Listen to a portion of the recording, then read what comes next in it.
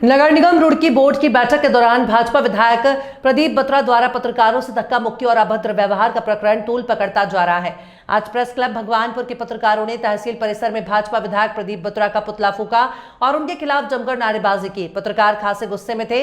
Press club chairman Adil Rana ने कहा कि प्रदीप बत्रा सत्ता के नशे में डूब चुके हैं और वो भूल गए हैं कि राष्ट्र का चौथा स्तंभ पत्रकार होते हैं, जिनसे पंगेबाजी करना उन्हें भारी पड़ेगा और पत्रकार आंदोलन की राह पर निकल पड़े हैं।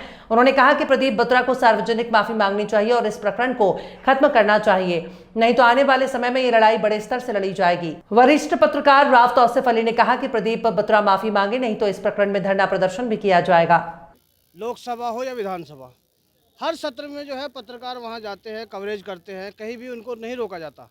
अब देखने की बात यह है, बड़ी दुख की बात है कि जिस प्रकार से रुड़की नगर निगम में विधायक प्रदीप बत्रा द्वारा पत्रकारों पर रोक लगाई गई, कवरेज करने के लिए उनको धक्का मुक्की की गई, ये बहुत ही निंदनीय है। उनको सार्वजनिक तौर पर माफ़ी मांगनी चाहिए। क्या वो लोकसभा या विधानसभा से बड़ा सत्र था?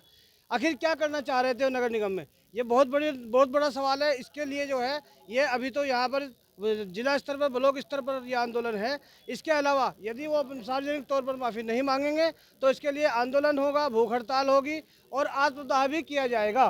बोर्ड की बैठक में नहीं जाने दिया, जबकि विधायक वो नगर क्षेत्र के विधायक हैं, नगर निगम बोर्ड के वो केवल पदेन सदस्य हैं और 2 साल के लिए वो पदेन सदस्य हैं, जिन्हें ये नहीं पता कि आर्टिकल 538 के तहत जो है मीडिया को किसी भी संवैधानिक उसमें जो नहीं रोका जा सकता।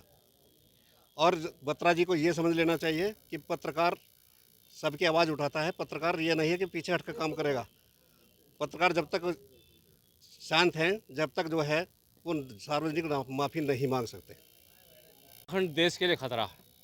सबसे बड़ी बात यह है कि जब से वो विधायक बने हैं वो भूमाफिया भी हैं और किसी कमजोरी को छुपाने के लिए मीडिया का अंदर प्रवेश वर्जित कर दिया कि तुम्हारी कोई पोल ना खुल जाए। तो हम लोग सब एक हैं। जब तक प्रदीप बत्रा पैरों में गिर के माफ़ी नहीं मांगने का, हम इस आंदोलन को जारी रखेंगे। पदेन सदस्य है, ना कि विधायक है। ये जो हक है ये केवल वहाँ के बोर्ड को था। अगर मीडिया कुछ बात करने थे वहाँ के बोर्ड के साथ बात करते। प्रदीप बत्रा वहाँ के मेयर को बदनाम करना चाहता है। प्रदीप बत्रा को खतरा होगा कि आने वाले समय में टिकट ना ले ले। इसलिए प्रदीप बत्रा जब तक सार्वजनिक होगा पत्रकारों से माफ़ी मांगता है, यह आंदोलन चलता रहेगा। ये हमारे माननीय पत्रकार महोदय द्वारा ज्ञापन दिया गया है। इसमें इनके द्वारा जो मांग की गई है, इसको जो माननीय मुख्यमंत्री जी के पटल पर भेजा जाएगा एसडीएम साहब के माध्यम से। के नशे में चूर होकर जो रुड़की से विधायक हैं प्रदीप बत्रा, उन्होंने जो बोर्ड की मीटिंग हुई थी नगर निगम के, उसमें जिस तरीके से जो बर्ताव एक पत्रकारों के साथ उन्होंने किया है वो बहुत निंदनीय है। बल्कि निंदनीय नहीं, मैं ये कहूँगा कि वो दंडनीय है। भाई राष्ट्र का चौथा स्तंभ है पत्रकारिता। आखिर क्या घालमेल करना चाह रहे थे? क्यों आप पत्रकारों को दूर रखना चाह रहे थे उस बोर्ड की मीटिंग से? ये एक बड़ा सवाल है। प्रदीप बत्रा जी या सत्ता के अगर वो इस नशे में होंगे, उन्हें मुगालता दूर कर दे। प्रदीप बत्रा जी, पत्रकार जो है संघर्षों से उसका कार्य ही संघर्ष करना है। जब वो जनता को, जो दबे कुचले लोगों को न्याय दिलवा सकता है, जो सत्ता के आपके जैसे, आप तो महज एक विधायक हो, बहुत से बड़े बड़े मंत्री, मुख्यमंत्री और यहाँ तक कि जो है ना, जो केंद्र के लोग हैं, उन्हें भी जो है पत्रकारिता से इस तरीके का बर्ताव नहीं करना चाहिए और आपका मुगालता दूर होगा। आपको सार्वजनिक माफ़ी मांगनी पड़ेगी।